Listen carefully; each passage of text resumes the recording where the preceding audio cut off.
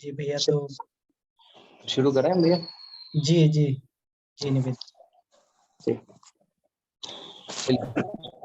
आज की कक्षा प्रारंभ करते हैं और उससे पहले गायत्री महामंत्र का उच्चारण करेंगे। कमर गर्दन सीधा करें, आंखें बंद, दोनों हाथ गोद में रखेंगे, लंबी गहरी श्वास भरें। ओम भूर्भुवस्सुः तत्सवितुर्वरेण्यं भर्गो देवस्य धीमहि धियो यो नः प्रचोदयात्। नित्य स्मरणीय गुरु सत्ता को नमन। आदरणीय बाबूजी एवं यहाँ उपस्थित सभी साधक मित्रों को प्रणाम। आज का हमारा विषय है प्राणमय कोश और इसी के संबंध में आज हम चर्चा करेंगे। जैसे पहले हमने पिछले कोशों के संबंध में हमने जाना, अन्नमय कोश के संबंध में जाना। अन्नमय कोश अन्न से बना हुआ कोश, इसी तरह से प्राणमय कोश है जो प्राणों से बना, प्राणों से भरा पूरा है, इसे प्राणमय कोश कहा जाता है। तो प्राण क्या है, किस तरीके से ये कार्य करता है, शरीर में कहाँ कहाँ प्राण की स्थिति है और विशिष्ट प्राण क्या होते हैं, किस तरह से प्राणों का शरीर में धारण किया जाए, किस तरह से उनका संवर्धन किया जाए, किस तरह से शरीर में, शरीर के एक एक अंग में इस प्राण को घोला जाए, प्राण शक्ति को बढ़ाया जाए, कैसे इससे शारीरिक, मानसिक और आध्यात्मिक लाभ लिए जाए, ये सारी प्रक्रियाएं प्राणमय कोश के अंतर्गत आती है। इसी के अंतर्गत यही प्राण विद्या भी कहलाती है, प्राणमय कोश की साधना। तो बेसिकली प्राण क्या है, इस पर थोड़ी सी चर्चा करते हुए फिर हम आगे बढ़ते हैं। प्राण सृष्टि का वो मूल तत्व है जिस पर ये पूरी सृष्टि टिकी है। चाहे धरती का घूमना हो अपनी दूरी पर, या सूर्य की परिक्रमा करना हो, या पूरी पूरी आकाश गंगाओं का परिभ्रमण हो, या जीव जंतुओं का, प्राणीधारियों का जीवन पाना हो, बढ़ना हो, या मृत्यु को प्राप्त करना हो, हर वो चीज बन पा रही है सिर्फ एक ही शक्ति के बल पर, वो है प्राण शक्ति या प्राण। यही प्राण शक्ति मनुष्यों में प्रतिभा, भावना, भावनाशीलता, या मानसिक शक्तियों की बात करें तो विवेकशीलता, एकाग्रता और आदि गुणों को बढ़ाती है।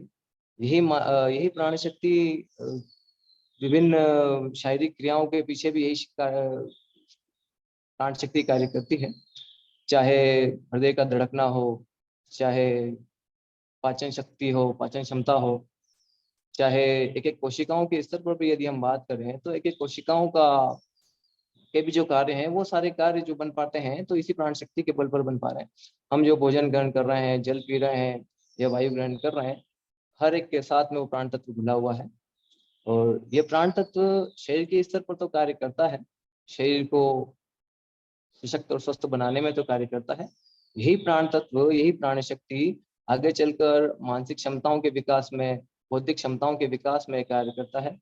दूरदर्शिता, विवेकशीलता, साहस, पराक्रम के भाव जगाने हो, धैर्य को, समाशीलता को, संघर्षशीलता के भाव जीवन में जगाने हो, प्रतिभा का परिष्कार करना हो, तो यही प्राण शक्ति अलग अलग रूपों में निकलती चली जाती है।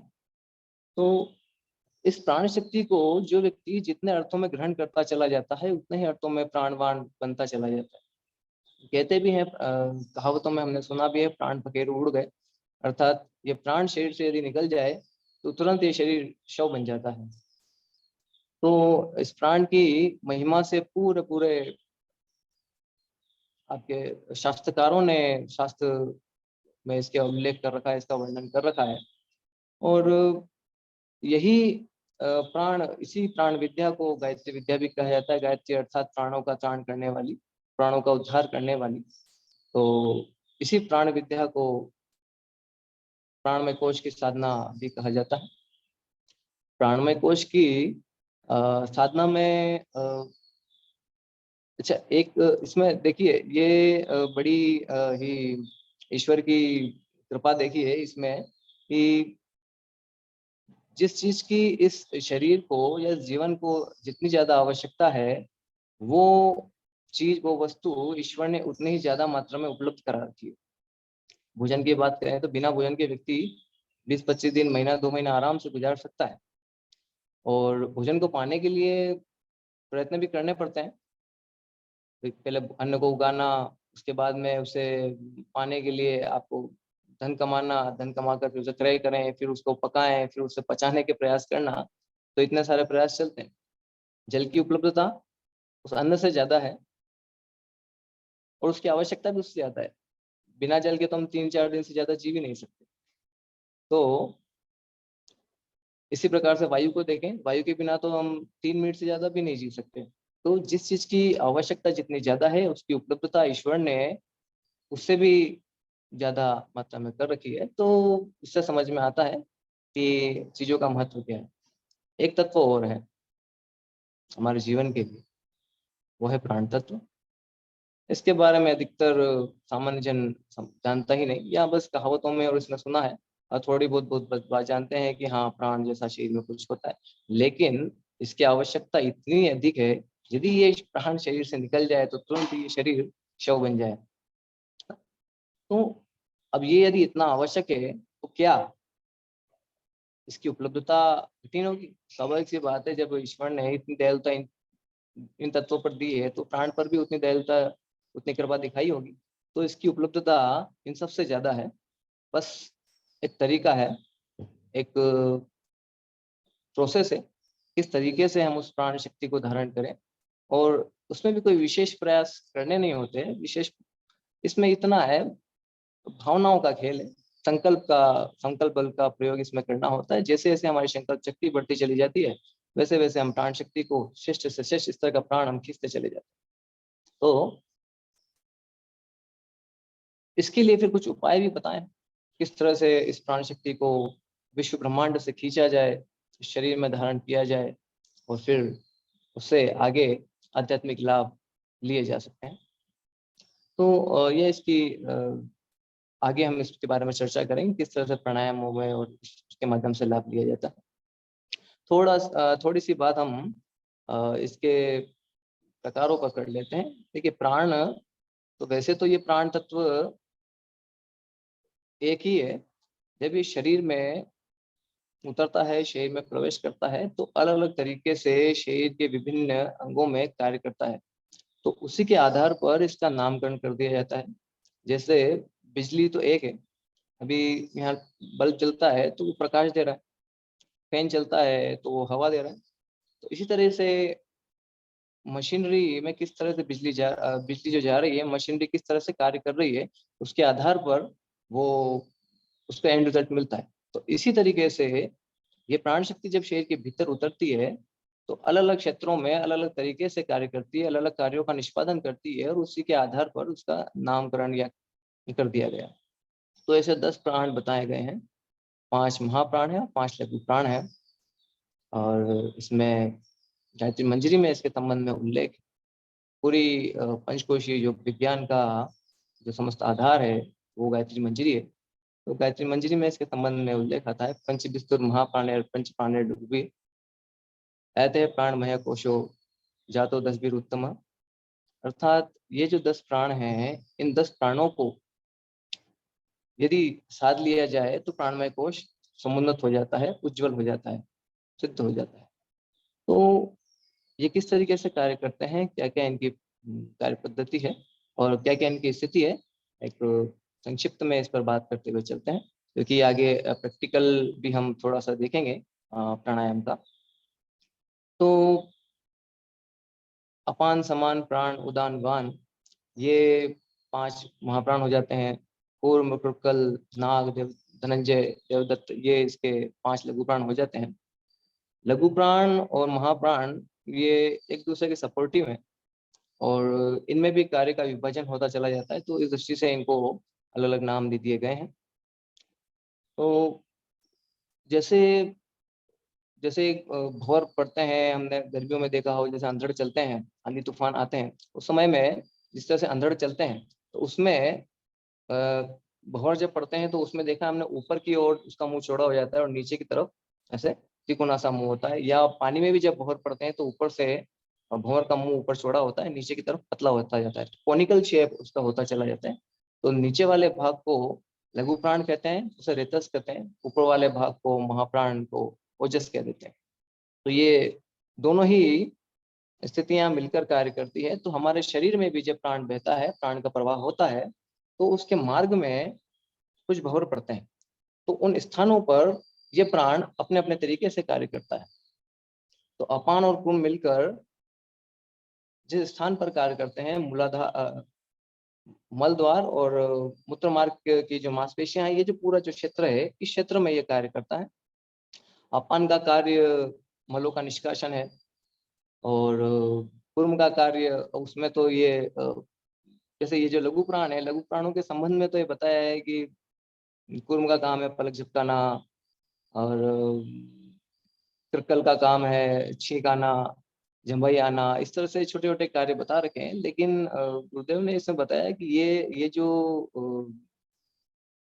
अवधारणाएं हैं ये सीमित है और इसके संबंध में विस्तृत विवेचना हमें प्राण शक्ति एक दिव्य विभूति नामक जो परम पूज्य गुरुदेव ने भाग में लिखा है उसमें हमें मिल सकती है।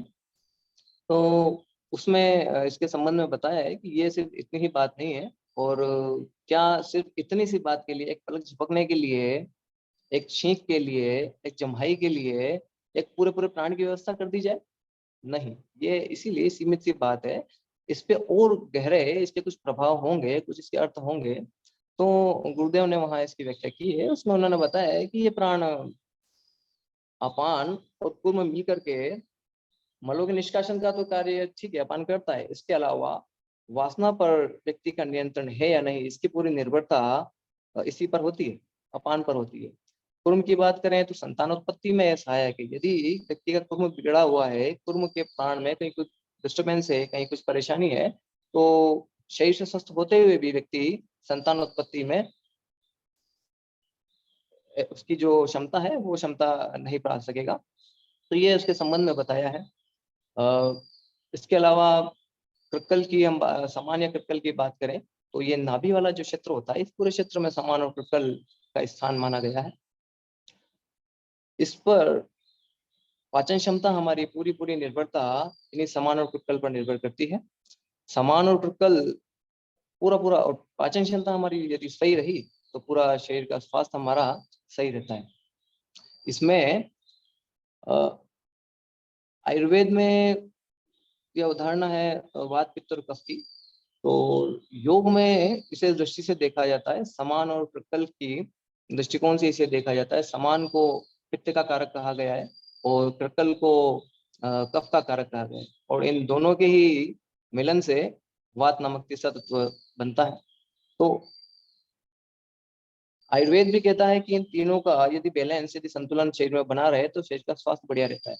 इन तीनों का संतुलन यदि बिगड़ जाए तो शरीर का स्वास्थ्य बिगड़ता है। अब आप यहाँ देखिए, जहां समान और कृक्कल बिगड़ा, शरीर का स्वास्थ्य बिगड़ा, पाचन क्षमता बिगड़ी, पहला सीधा सा प्रभाव हमारी पाचन क्षमता पर पड़ेगा। पाचन क्षमता पर इसका प्रभाव पड़ा और धीरे से ये क्या करेगा, नीचे के जो प्राण है अपान और कुंभ, उसके ऊपर प्रेशर डालेगा।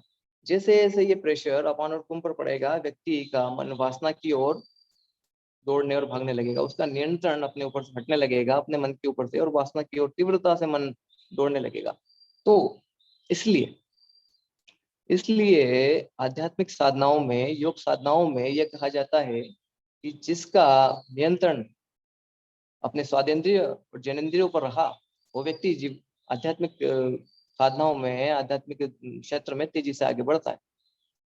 तो यहाँ ये बात समझ में आती है इससे कि यदि हमने भोजन के ऊपर हमारे ध्यान नहीं दिया, जो हमने पिछले अन्नमय कोश में हमने सीखा था कि भोजन में सुधार करना, हमारे खान पान में सुधार करना, वो यदि बन पाया तो आगे इसमें हमें लाभ मिलेगा। नहीं तो फिर हम उसी तरह का भोजन यदि करते चले जा रहे हैं तो बार बार ये समान और कृत्कल कुपित होंगे और ये समान और कृत्कल आगे अपान और कुर्म को कुपित करेंगे और जितना ज्यादा ये प्रेशर डालेंगे उतना ही व्यक्ति वास्तव में घुलता चला जाएगा, उससे ऊपर नहीं उठ पाएगा। और कहा भी गया है, जैसा खाएंगे अन्न वैसा बनेगा मन। मन और कुछ नहीं, इन्हीं प्राणों से बना हुआ तत्व है अंतःकरण चतुष्टय की जब हम बात करते हैं, मन बुद्धि चित्त अहंकार की जब हम बात करते हैं, तो ये चारों ही प्राण का ही एक स्वरूप है। और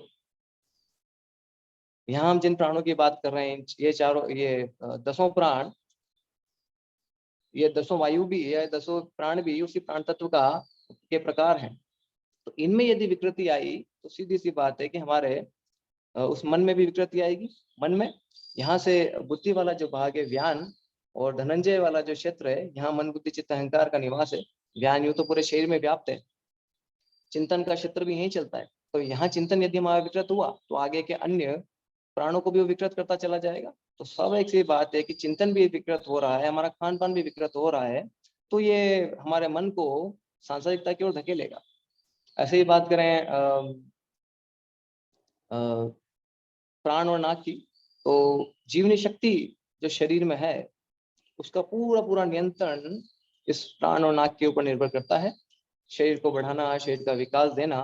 देखिए, जो प्राण शरीर के जिस अंग के आसपास में है वो वहां के कार्यों को प्रभावित करता है। और यदि इसमें कुछ समस्या आई, कुछ ब्लॉकेज आई, कुछ रुकावट आई, तो वहां के अंगों में भी रुकावट और समस्या आती चली जाती है और वहां रोग पनपने लगते हैं।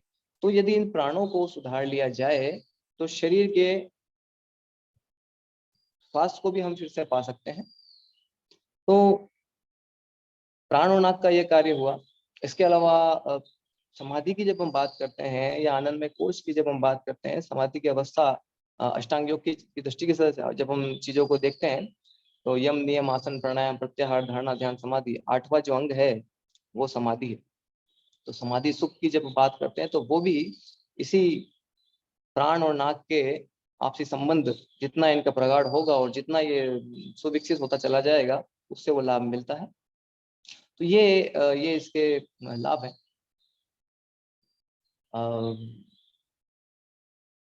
उदान उदान और देवदत्त जो है, ये कंठ में इनका स्थान माना गया है। वाणी के ऊपर इसका सीधा सीधा प्रभाव पड़ता है। और बेखरी, मध्यमा, पश्यंती, परावाणिया, इन चारों का संबंध इसी के साथ में है। इसके अलावा ये विभिन्न जो हम रिद्धि सिद्धियों की जो हम बात करते हैं और विभूतियों की हम बात करते हैं, तो वो उसका संबंध भी इसी के साथ में माना गया है, देवदत्त के साथ में। उदान के साथ में एक चीज और भी है, यहाँ स्फुटा नाड़ी का स्थान, स्फुटा ग्रंथि का स्थान भी माना गया है। तो श्री का स्थान, लक्ष्मी का स्थान भी इसे माना गया है।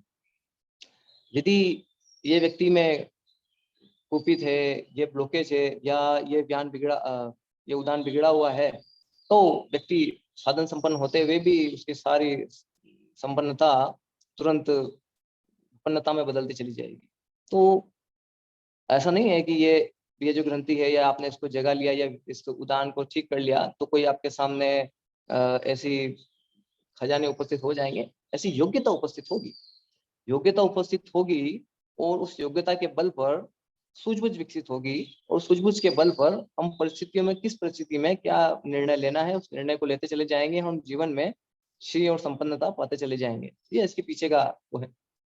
ज्ञान और धनंजय की बात करें तो इसी को कृष्ण और अर्जुन के संवाद के रूप में भी बताया गया है। यही कृष्ण और अर्जुन का संवाद गीता के रूप में हो, एक अलंकारिक दृष्टिकोण है ये। तो यूं तो ज्ञान पूरे शरीर में व्याप्त है, पूरे शरीर की गतिविधियों का नियंत्रण करता है। मस्तिष्क है, ब्रेन है, हेडक्वार्टर है। तो अन्य प्राणों का नियंत्रण करता भी ये है। तो चिंतन यदि विकृत हुआ तो ये अन्य प्राणों को विकृत करता चला जाएगा।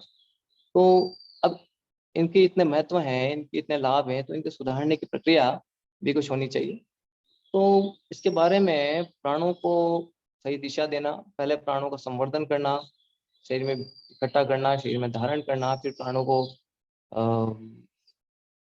दिशा देना, तो ये सब चीजें तो संभव हो पाती है। उसके लिए कुछ साधनाएं हैं, कुछ टूल बताए गए हैं। 3 प्रकार के टूल हैं, बंध, मुद्रा और प्राणायाम। इसमें से प्राणायाम के संबंध में हम चर्चा यहाँ करेंगे।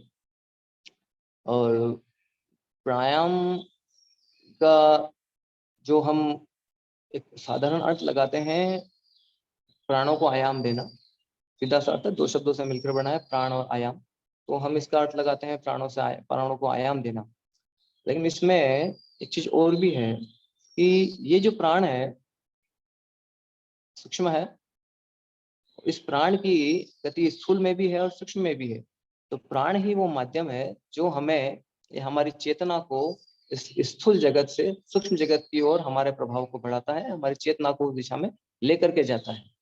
तो यहाँ इस दृष्टि से भी देख सकते हैं कि ये प्राणायाम इस स्थूल डायमेंशन से, इस ग्रोथ डायमेंशन से हमारी चेतना को निकाल कर सटल डायमेंशन या उस सूक्ष्म जगत की ओर हमारी चेतना को लेकर जाता है। तो इस आधार पर इसे एक डायमेंशन से दूसरे डायमेंशन की ओर जाने वाला या हमारी चेतना को ले जाने वाला वाहक कहा जा सकता है। यही हमारे शरीर में, अभी जैसे हमने बात करी कि ये पूरे शरीर में ये प्राण व्याप्त है अलग अलग रूपों में। इसे चैनलाइज करना, इसे एक दिशा देना, वो बन पाता है इस प्राणायाम के माध्यम से। तो इसके लिए प्राणायाम की आवश्यकता है।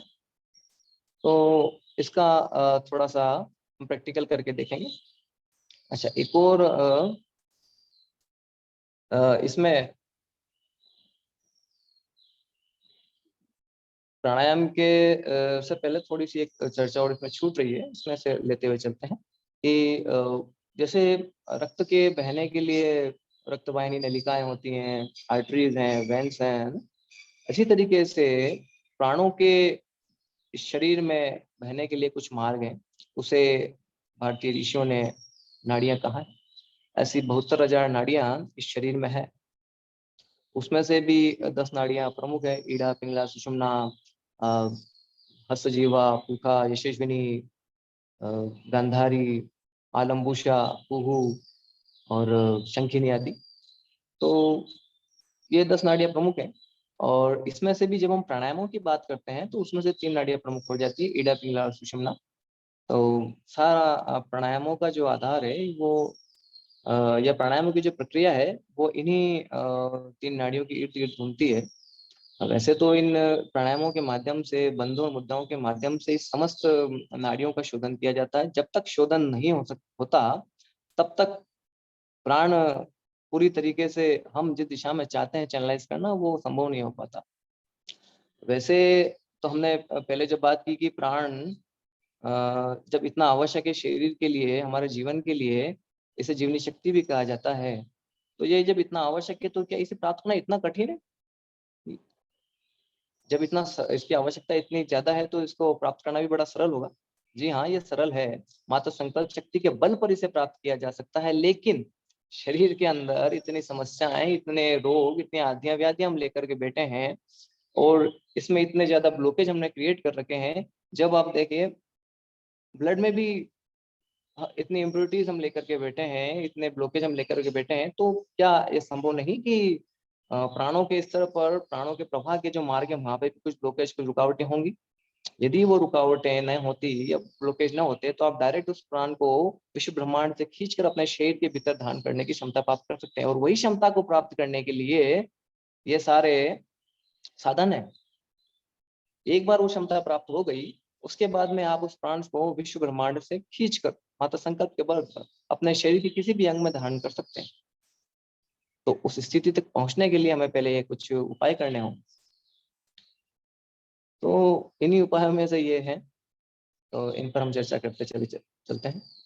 तो ये, अच्छा, इसमें एक और ये बात है कि हम जब साधनाएं करते हैं तो उसका उद्देश्य हमें पता रहे कि हम किस उद्देश्य से साधना कर रहे हैं। तो ऐसे ही प्राण विद्या की साधना या प्राणमय कोश की साधना का उद्देश्य क्या है?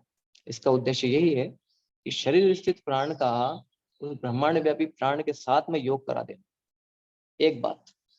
दूसरी बात, इस योग पर, इस प्रक्रिया पर अधिकार प्राप्त करना, ये इस प्राण विद्या का, यह प्राणमय कोश का उद्देश्य है।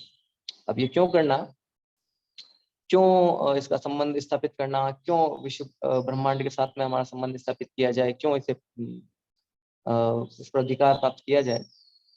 इस पर अधिकार होगा तो आगे मन पर अधिकार होगा। प्राणों पर नियंत्रण यदि व्यक्ति का बनता चला गया तो मन पर भी नियंत्रण बनता चला जाएगा। मन भी कोई कोई ऐसे अलग से कोई वस्तु नहीं है, ये भी प्राणों का ही एक स्वरूप है। मन बुद्धि चित्त अहंकार में जितनी भी प्रक्रियाएं चलती हैं वो सूक्ष्म रूप में प्राण का ही अलग अलग स्वरूप है। अंतःकरण जो बना है ये पूरा इस प्राण के प्राण तत्व से ही बना है। तो यदि इसको हमने नियंत्रित किया प्राण को, तो हमारा नियंत्रण मन पे होता चला जाएगा। और यदि मन पर नियंत्रित हुआ तो ही हम आध्यात्मिक उन्नति कर सकते हैं, या आत्म साक्षात्कार की स्थिति, अखंड आनंद की प्राप्ति की जब हम बात करते हैं आनंद में कोष पर जाकर, तो वो सब चीजें तभी बन पाती हैं जब मन नियंत्रित हो। तो उस चीज के लिए फिर हमें ये लक्ष्य ध्यान में रखना चाहिए कि इस विद्या का उद्देश्य क्या है और एक ओवरऑल उद्देश्य क्या है, हम किस दिशा में आगे बढ़ रहे हैं। नहीं तो यहीं से इसी शक्ति के बल पर व्यक्ति सुर भी हुआ तो इसी शक्ति के बल पर व्यक्ति असुर भी बनता है। इसी का निर्धारण हम करते चले। तो यहाँ नाड़ी शोधन प्राणायाम को हम लेंगे, उसका प्रैक्टिकल हम देखेंगे किस तरह से किया जाता है। जो नए साधक हैं वो इसे इसकी प्रक्रिया को समझें और इसका आगे लाभ उठाएंगे। अच्छा, इसमें एक और बात है, साधनाओं के संबंध में कुछ चीजें हैं कि निरंतरता बड़ी आवश्यक है। कोई भी प्रक्रिया दिखने में छोटी हो सकती है, लेकिन उसके लाभ और गहरे से गहरे लाभ तब मिलते हैं जब उसमें निरंतरता हो। और निरंतरता बनती है धैर्य से।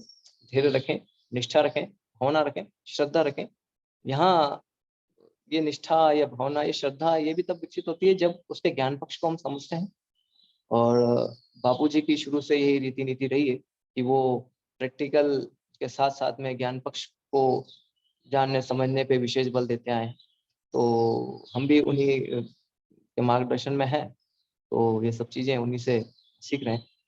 तो यही प्रयास हम लोगों का भी रहता है कि ज्ञान पक्ष को समझें और फिर उसका प्रैक्टिकल को करें।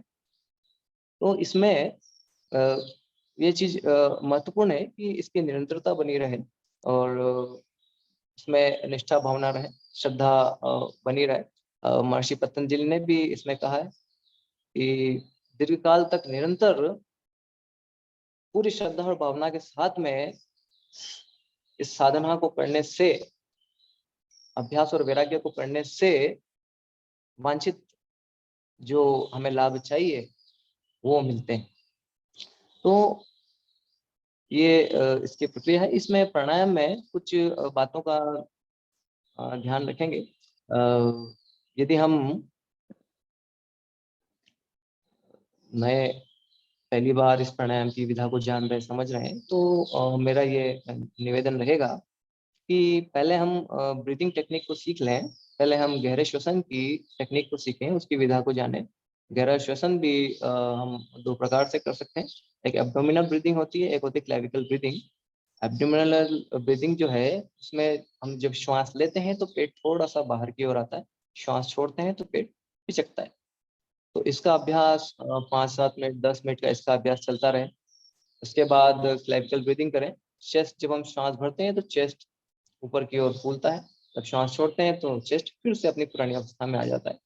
तो ये दो तरह के अभ्यास यदि हम इनिशियल स्टेज में कर लेते हैं तो आगे के जो प्रभावशाली प्राणायाम है, जैसे भस्त्रिका प्राणायाम हो गए, तो उन प्राणायामों में हमें काफी सुविधा होती है, काफी लाभ उसमें मिलेगा।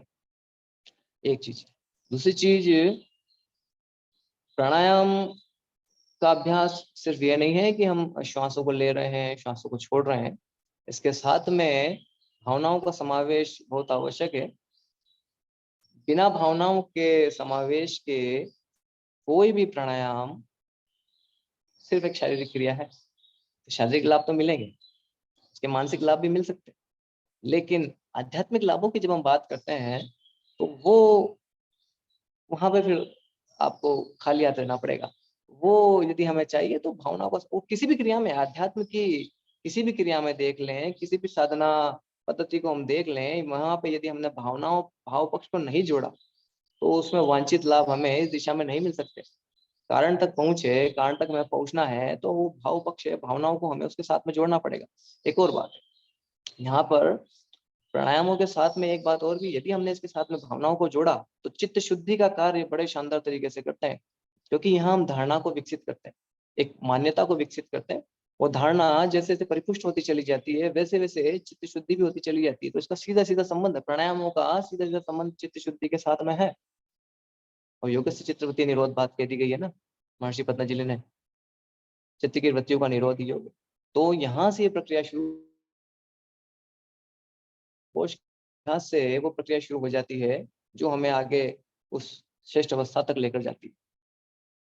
एक और बात इसमें यह है कि जब हम इन अभ्यासों को कर रहे हैं तो अपनी कैपेसिटी को, अपनी क्षमता को धीरे धीरे बढ़ाएंगे। ऐसा नहीं है कि तेजी से श्वास लेना, तेजी से श्वास लेना, या कह दिया गया कि कुंभक में आपको होल्ड करना है। तो अपनी क्षमता का ध्यान रखें, अपनी क्षमता का ध्यान रखते हुए कैपेसिटी को बढ़ाना है। और इसमें है कि जैसे प्राणायामों के कुंभक भी फिर 2 प्रकार के बताए, कुंभक बाह्य कुंभक। तो पूरक कहते हैं श्वास लेने को, रेचक कहते हैं श्वास बाहर छोड़ने को। और कुंभक 2 प्रकार के हैं, एक है अंतः कुंभक जिसमें श्वास भरकर हम श्वास को रोकें, भीतर रोक के रखें, उसे कहेंगे अंतः कुंभक। श्वास बाहर छोड़कर बिना श्वास के रुकेंगे तो उसे कहेंगे बाह्य कुंभक। तो इसमें श्वास को धीमे धीमे लेना महत्वपूर्ण है, ना कि उस प्रक्रिया को पूरा करना। प्रक्रिया तो समय के साथ पूरी हो ही जाएगी, लेकिन यदि हमने श्वासों पर नियंत्रण स्थापित करना सीख लिया तो हमारे मन पर भी धीरे धीरे नियंत्रण स्थापित होता चला जाता है। तो श्वासों का सीधा संबंध हमारे मन के साथ में है। देखिए हम जब क्रोध की अवस्था में होते हैं तो देखा होगा लोगों की श्वास ऊपर नीचे होने लग जाती है, तेज से सांस चलने लगती है, या कोई डर या घबराहट की स्थिति में होते हैं तब भी श्वास जो है तेजी से चलने लग जाती है। तो ये क्या है? श्वासों पर नियंत्रण हमने खो दिया। जैसे श्वासों पर नियंत्रण खोया तो मन पर से नियंत्रण हटा। वहीं यदि श्वासों पर नियंत्रण रहता तो विपरीत परिस्थिति में भी हम धैर्य की अवस्था पाते, मन की उस अवस्था को बनाए रखते, मन के बैलेंस को, मन के संतुलन को बनाए रख सकते थे। लेकिन वैसा होता नहीं, इसी कारण से नहीं हुआ क्योंकि हमने श्वासों के ऊपर या श्वासों के विज्ञान को नहीं जाना, नहीं समझा। तो प्राणायाम का जो विज्ञान है वो श्वासों का विज्ञान है, श्वासों को जानने और समझने का विज्ञान है। तो इसके साथ में हम हमारे ध्यान को गहरा करते चले। देखिए प्राणायाम के साथ में प्रत्याहार, धारणा, ध्यान, ये चारों चीजें एक साथ चलती है। इस समझाने के लिए चीजें अलग अलग तरीके से बताई गई हैं, अलग अलग, ताकि उसकी विस्तृत व्यक्ति को उसके बारे में समझाया जा सके, उसके ऊपर गहनता से व्यक्ति को एक एक बारीक बारीक चीज इसके बारे में बताई जा सके। बाकी ये सब चीजें साथ ही चलती हैं। प्राणायाम के साथ में आपका प्रत्याहार की साधना भी चलती है, आपकी धारणा भी चलेगी और ध्यान की साधना भी इसके साथ चलती चली जाती है। आगे हम देखेंगे किस तरह से स्टेप बाय स्टेप हम इन चीजों में आगे बढ़ेंगे। तो एक बात हुई कि श्वासों पर नियंत्रण स्थापित करना है, तो धीरे धीरे धीरे श्वासों को, जितना ही धीमा श्वसन हम करेंगे और जितना ही धीमा श्वास हम बाहर छोड़ेंगे वैसे वैसे हमारा नियंत्रण बनेगा, श्वासों के प्रति हमारी सजगता बढ़ेगी। आगे चलकर स्वर संयम की हम जब बात करते हैं, स्वर साधना की बात करते हैं, तो उसके ऊपर भी, उसके प्रति भी हमारी समझ तभी बढ़ेगी जब यहाँ हम श्वासों के प्रति हमारी समझ को बढ़ा रहे हैं। एक बात। दूसरी बात, कुंभक की जब हम बात करते हैं तो कुंभक वो अवस्था है जो हमारे मन को एक स्थिर अवस्था में लाता है, शांत अवस्था में लाता है। यहीं से समाधि का मार्ग भी खुलता है। तो ये जो कुंभक है इसकी क्षमता को भी धीरे धीरे बढ़ाया जाता है। दोनों ही प्रकार के कुंभक, चाहे अंतः कुंभक हो चाहे बाह्य कुंभक हो, दोनों ही प्रकार के कुंभकों की अवस्था को धीरे धीरे बढ़ाया जाता है। तो अब इसमें अभी कुछ शास्त्रकारों का मत है कि कैसे इसको रखा जाए, क्या इसका रेशियो होना चाहिए, 1:4:2 का रेशियो कहीं बता दिया गया है, अर्थात 1 मात्रा तक श्वास खींचना है, 4 मात्रा तक श्वास को रोकना है, 2 मात्रा तक श्वास को बाहर छोड़ना है। तो इस तरह का उसमें व्याख्या है। लेकिन मुझे जो चीज अच्छी लगी और बाबूजी ने इसके बारे में बताया और परम पूज्य गुरुदेव ने भी इसके संबंध में इसमें अपने वांग्मय में लिखा है, और बाबूजी का भी प्रैक्टिकल उस तरह का रहा और मैंने भी अपने जीवन में इसी प्रैक्टिकल को अपनाया है कि अच्छा लगने तक श्वास को लिया जाए, अच्छा लगने तक श्वास को रोका जाए, अच्छा लगने तक श्वास को बाहर निकाला जाए और अच्छा लगने तक फिर से बिना श्वास के रुका जाए। ये प्रक्रिया सरल पड़ती है और इससे हम दिन ब दिन हमारी कैपेसिटी को बढ़ाते चले जाते हैं। एक सामान्य व्यक्ति एक मिनट में 15 से 16 बार श्वास लेता है। जब प्राणायाम की प्रक्रिया हम करते हैं, इस दौरान मैंने देखा एक बार ऐसे टाइमर चला दिया था, तो कि देखें कि क्या कितना श्वास या 1 मिनट में कितनी बार मैं प्राणायाम कर रहा हूँ। तो देखा कि शुरुआत में 1 मिनट में श्वास को इतना धीमा इतना धीमा इतना धीमा कर दिया कि 1 मिनट में 1 बार श्वास आ रही है। प्राणायाम की पूरी प्रक्रिया श्वास लेने से लेकर श्वास छोड़ने तक की कुंभकों की सारी प्रक्रिया 1 मिनट तक पूरी चल रही है। तो 1 मिनट में एक प्राणायाम हो रहा है और ये कैपेसिटी बढ़ते बढ़ते बढ़ते बढ़ते आज ये स्थिति है, या मैंने फिर से इसको देखा है, तो 1 मिनट 45 सेकंड का समय लगता है पूरे एक प्राणायाम की प्रक्रिया को। तो जैसे जैसे हमारा श्वासों के पर नियंत्रण होता जाएगा, कुंभक पर नियंत्रण होता जाएगा, हमारी मन के प्रति भी हमारी समझ विकसित होती चली जाएगी। तो ये आवश्यक है, नहीं तो हम इसको ऐसे प्रक्रिया भर मानते चले जाएंगे तो ये प्रक्रिया ही रहेगी, शारीरिक लाभ और मानसिक लाभ ही मिलेंगे। उससे बेहतर यदि हमें रिजल्ट चाहिए तो फिर उसके भीतर उतरना पड़ेगा। चलिए, तो इसका थोड़ा सा प्रैक्टिकल कर लेते हैं। हमेशा हम जब भी प्राणायाम करेंगे, कमर गर्दन सीधा रहेगा, आंखें बंद रहेगी। एक और बात पीछे छूट रही थी कि उग्र प्राणायामों को हम शुरुआत में नहीं करेंगे। यदि हम नए अभ्यासी हैं तो शुरुआत में नाड़ी शोधन के जो प्राणायाम होते हैं, अनुलोम विलोम जैसे प्राणायाम हो गए, नाड़ी शोधन प्राणायाम हो गए, इन्हीं प्राणायामों को लेंगे। भस्त्रिका जैसे प्राणायाम है, उन प्राणायामों का हम बाद में लेंगे। पहला थोड़ा सा शरीर की कैपेसिटी, लंग्स की कैपेसिटी हमारी थोड़ी हो जाए, क्योंकि यहाँ छोटे छोटे से तंतु होते हैं लंग्स में, और इनके भी टूटने और का खतरा रहता है। तेजी से श्वसन यदि हम ले रहे हैं, कर रहे हैं, तो जो पूरा नेजल पैसेज है, इस पैसेज में भी रगड़ लगने का खतरा रहता है। तो पहले थोड़ी सी कैपेसिटी हम डेवलप करें। जैसे हम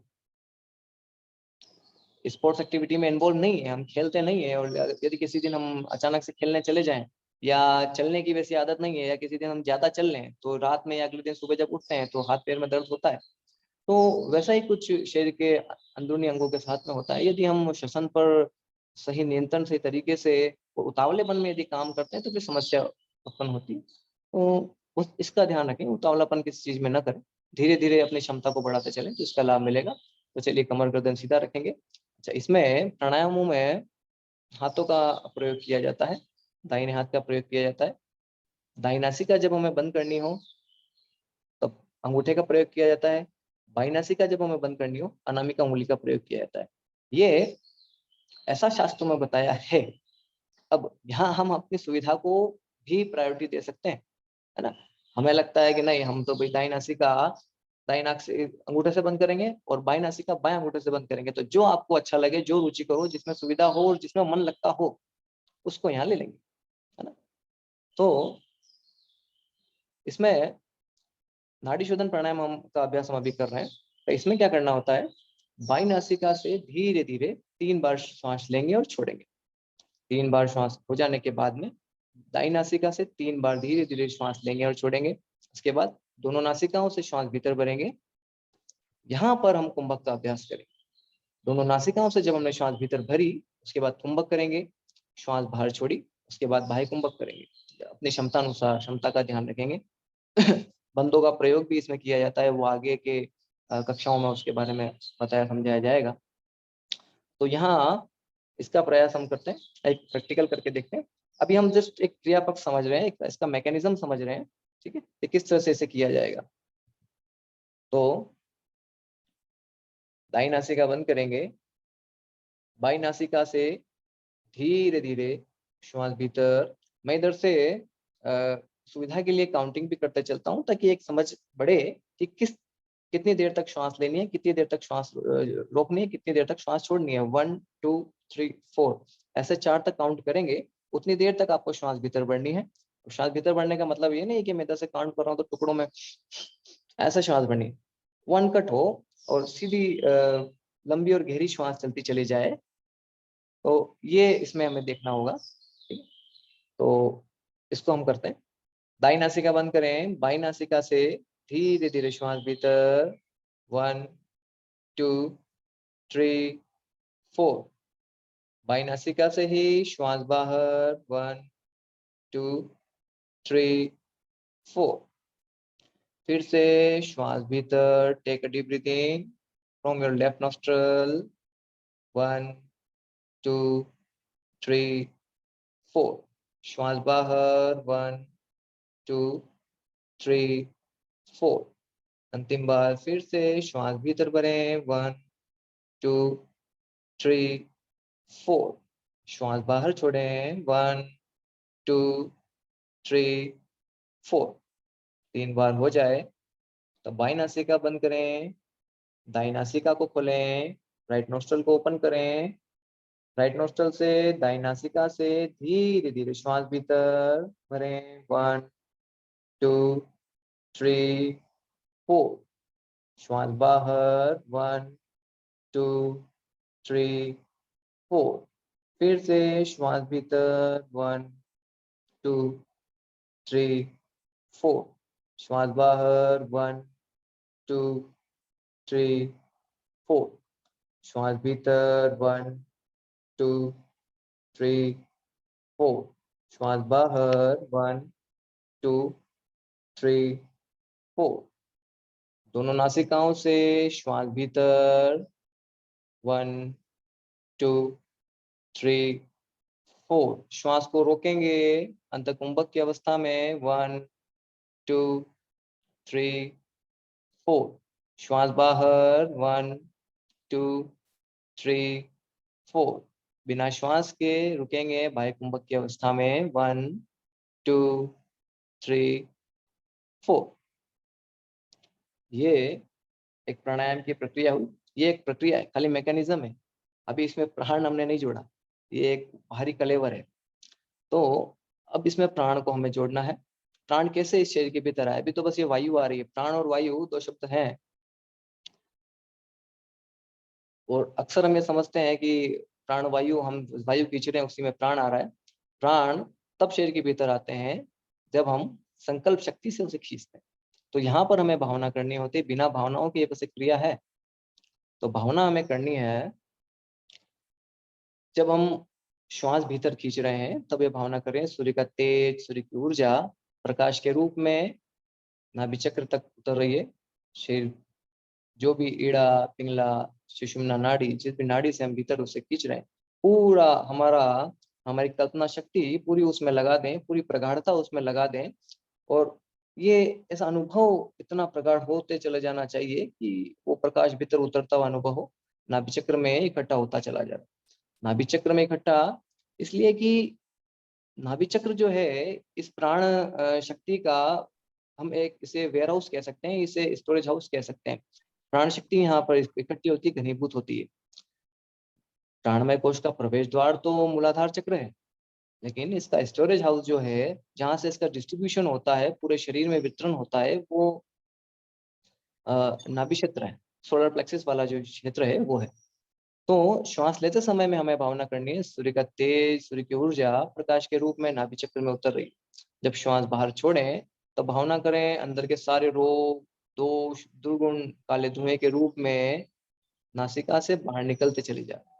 जितना ही इस भावना में प्रगाढ़ता आएगी, उतना ही प्राणों में प्रगाढ़ता आएगी। देखिए, धारणा जितनी प्रबल होगी, प्राणों को धारण करने की क्षमता भी उतनी हमारी विकसित होती चली जाएगी। अच्छा, सिर्फ ऐसा नहीं है कि हमने बस ये भावना करी। भावनाएं आप आपके अनुसार, आपकी आंतरिक अवस्था, आंतरिक स्थिति के अनुसार इसमें भावनाओं का समावेश और बेहतर तरीके से करते चले जाते हैं, कर सकते हैं। जैसे मैंने अपनी साधना में इसको शरीर का जो बॉडी सिस्टम है, बॉडी सिस्टम में अलग अलग सिस्टम जो है बॉडी के, उस तक इन प्राण शक्ति को पहुंचाने का मैं इसमें निरंतर प्रयास करता हूँ। तो जैसे शुरुआत में हम 3 प्राणायाम 5 प्राणायाम तक रखें, धीरे धीरे हर सप्ताह एक प्राणायाम हम बढ़ा सकते हैं। तो इस तरह का अभ्यास हम करेंगे। तो ये करते हुए जब मैं इस प्राणायाम को मैं करता हूँ, तो एक बार जैसे नर्वस सिस्टम को लिया, एक प्राणायाम की पूरी प्रक्रिया में पूरे नर्वस सिस्टम की सफाई करी, नर्वस सिस्टम को पूरी तरीके से वहाँ जो ब्लॉकेज है, रुकावट है, जो परेशानियां हैं, रोग है, उसे दूर करने के लिए प्राण शक्ति को वहां भेजा। पहले प्राणायाम में श्वास खींची, प्राण तो खींचा, प्राण नाभि चक्र में इकट्ठा किया, लेकिन जब हम प्राण बाहर छोड़ रहे हैं तो प्राण बाहर नहीं जाएगा, श्वास बाहर जा रही है, लेकिन प्राण को पूरे नर्वस सिस्टम में हम घुमाएंगे। तो थोड़ा सा एनाटॉमी का जानकारी इसके लिए आवश्यक हो जाती है, फिजियोलॉजी की जानकारी इसके लिए आवश्यक हो जाती है, तो थोड़ा सा उसको भी देखते चलेंगे। उसके बाद सेकंड स्टेज में आप चाहें तो अलग अलग बॉडी पार्ट्स को ले सकते हैं, कार्डियोवास्कुलर सिस्टम को ले सकते हैं, रेस्पिरेटरी सिस्टम को ले सकते हैं, डाइजेस्टिव सिस्टम को ले सकते हैं, क्रेनियल रीजन को, पूरे मस्तिष्क को ले सकते हैं। इसके बाद में हम चाहें तो भावनाओं का समावेश और बेहतर करना चाहते हैं, तो जो भी हम हमारी आंतरिक अवस्था है, हम जब सेल्फ असेसमेंट करते हैं, सेल्फ एनालिसिस जब हम करते हैं, तो हम पाते हैं कि हमें ये अवगुण है, इन अवगुणों को हमें दूर करना है, इसके प्रयास करने हैं। तो उनको दूर करने का बड़ा शानदार प्रयास है प्राणायाम। तो ये धारणाएं जैसे जैसे हमारी पुष्ट होती चली जाएंगी कि हाँ, हमें सद्गुणों को बढ़ाना है, धैर्य को बढ़ाना है, विवेकशीलता को बढ़ाना है, जो भी गुण हम जीवन में चाहते हैं, जिन अवगुणों को हम छोड़ना चाहते हैं, तो इस दौरान हम उसका निरंतर धारणा करते चलें, तो जितनी धारणा प्रबल होगी उतना ही इसका रिजल्ट बड़ा शानदार तरीके से निकल कर आता है। तो इसके साथ में आप आपके आंतरिक स्थिति के अनुसार इसमें चीजें परिवर्तित करें। बाह्य कलेवर तो एक जैसा रहेगा साधना का, आंतरिक स्थिति के अनुसार साधना की पद्धतियों में परिवर्तन आ जाता है, और ये आवश्यक भी है। और बापूजी भी इसके संबंध में बार बार कहते हैं कि अपने तरीके से साधना करनी चाहिए। हाँ, बाहरी तरीका तो एक जैसा हो, आंतरिक स्थिति के अनुसार चीजों में परिवर्तन किया जा सकता है। तो और वो आवश्यक है, हमारी चेतना के विकास के लिए वो आवश्यक है, नहीं तो फिर हम उसी दायरे में घूमते चले जाएंगे, उसी एक हमारी मान्यता ना विकसित होगी, ना हम कुछ चेतना का विशेष विकास उसमें पा पाएंगे। इसलिए आवश्यक है कि ये करें। और वैसे भी अध्यात्म जो है और इसीलिए बाबूजी भी इसीलिए कहते हैं, परम पूज्य गुरुदेव ने भी ये बात की है कि उनके बाद में कोई गुरु की पदवी नहीं लेगा, तो ठीक है, सब शिष्य हैं, वरिष्ठ शिष्य हैं या वरिष्ठ शिक्षक हो सकते हैं, वरिष्ठ शिष्य हो सकते हैं। और इसीलिए कि फॉलोअर जो बनते हैं ना, फॉलोअर अध्यात्म में जो फॉलोअर बनाने की जो प्रथा चल रही है, ये बड़ी समस्या क्रिएट कर रही है, और इसी ने अध्यात्म में बड़ी समस्या दी है।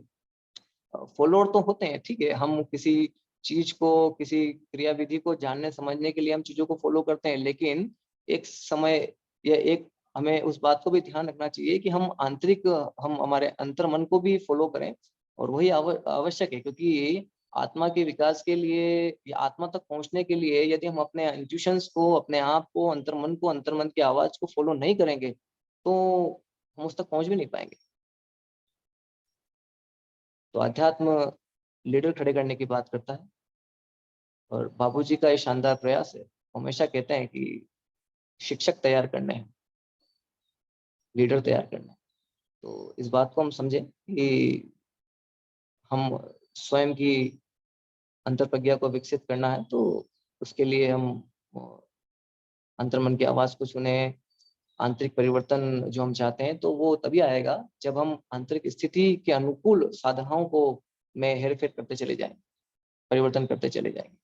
तो इसके लिए विशेष मार्गदर्शन आप बाबूजी से ले सकते हैं, वरिष्ठ शिक्षकों से भी इसके संबंध में आप मार्गदर्शन ले सकते हैं। तो अच्छा, एक और छूट रहा है इसमें पॉइंट, रोगों के संबंध में थोड़ी सी हम इसमें बात कर लेते हैं। एक इसमें अमन भैया ने एक पीपीटी बनाया था, एक मिनट में इसमें शेयर कर सकते हैं, तो मैं देखता हूँ।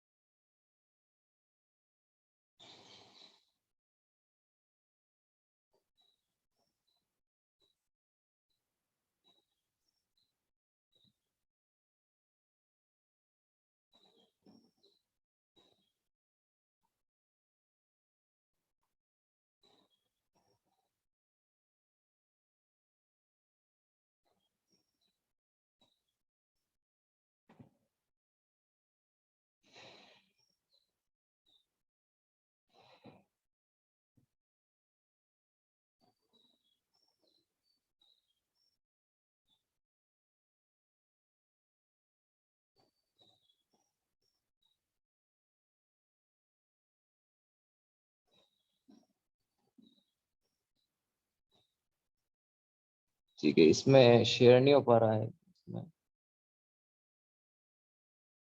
अच्छा भैया, कोई दिक्कत आ रही है आपको? हाँ, उसमें वो एक्चुअली पीडीएफ वो पीपीटी। दूसरी बात, दूसरी बात, उसकी कार्य क्षमता को बढ़ाने के लिए उस ऊर्जा का प्रवाह वहां दिया जाए तो कार्य क्षमता फिर से बढ़ने लगेगी। ऐसा ही होता है, फ्लक्चुएट होता है ना। जैसे जैसे फ्लक्चुएशन होता है, बल्ब जब फ्लक्चुएशन होगा तो बल्ब कम ज्यादा जलता है, रोशनी कम ज्यादा देता है। उसी तरह से प्राण शक्ति की हमारे शरीर में कमी हमारे शरीर में विभिन्न रोगों को, परेशानियों को पैदा करती है। और यदि ये शरीर में बढ़ रही है या एक सीमा से ज्यादा ही बढ़ जाए तो भी समस्या है, और कम हो तो भी समस्या है। इसके ऊपर नियंत्रण स्थापित होना चाहिए। स्वस्थ मात्रा में शरीर के पूरे शरीर में इसे डिस्ट्रीब्यूशन होना चाहिए। तो यहाँ थोड़ी सी बात हम मनोविकारों के ऊपर करते चलते हैं।